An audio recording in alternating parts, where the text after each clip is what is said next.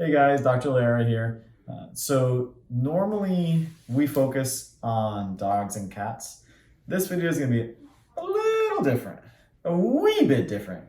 And there's a little play on words there.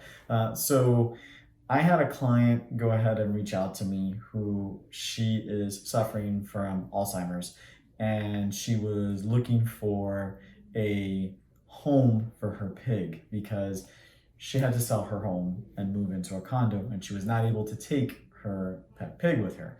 And so what ended up happening was um, it's something that puts me in a situation where, since I don't normally deal with pigs, I reached out to a couple of different people who deal with pigs. And it was also something that, being vegan, which, by the way, most veterinarians are not vegan. I wasn't vegan when I became a veterinarian. And it made me really want to help out this pig that much more, just because I was concerned about what might happen if we weren't able to find the pig a home. And so, when we figured out what we needed to do, the drugs that we needed to use or drug, we were given a certain weight range. We were thinking about 80 to 120 pounds max. And that makes a big difference for us, as doctors when we're trying to provide sedation, because we calculate our drugs to the pound. And so when Abraham and I arrived to the house, that wee little pig looked a wee bit bigger than 120 pounds. The pig probably looks closer to almost 200 pounds, if not more than that. And so when we arrived, we wanted to give little girl is her name. Little girl a little bit of time to kind of get used to us and get her into an area where she would be able to be handled safely for us as the humans, as well as for herself.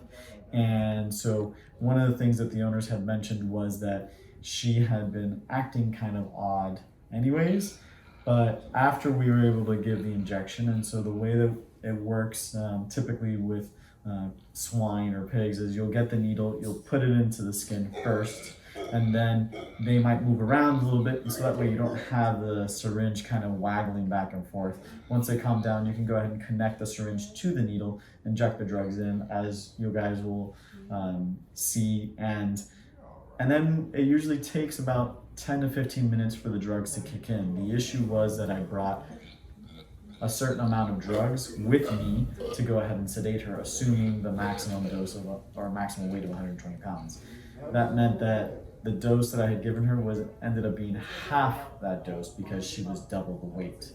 And so after about 25 minutes of giving the medication and her starting to act a little weirder than normal, she ended up, we ended up kind of nudging her and just kind of getting her to go into the direction of the truck, where we were able to wrap a blanket around her and then be able to pick her up and put her in the bed of the truck so that way she could be transported to where she needs to go.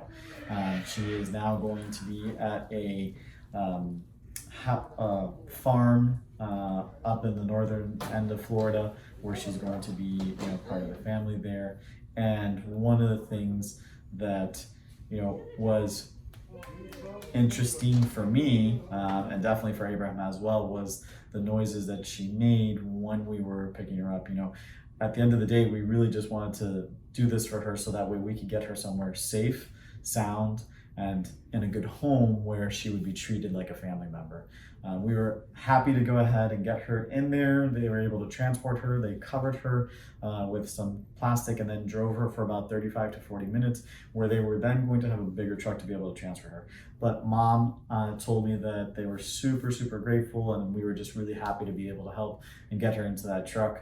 And I don't know where I got the strength to lift that pig, but we lifted it and we got it in there and we got her taken care of. So hope you found this video helpful. If you know anyone who needs to watch it, please share it with them. If you found it entertaining, because it was definitely entertaining on my end, please subscribe. Otherwise, be safe and thanks for watching.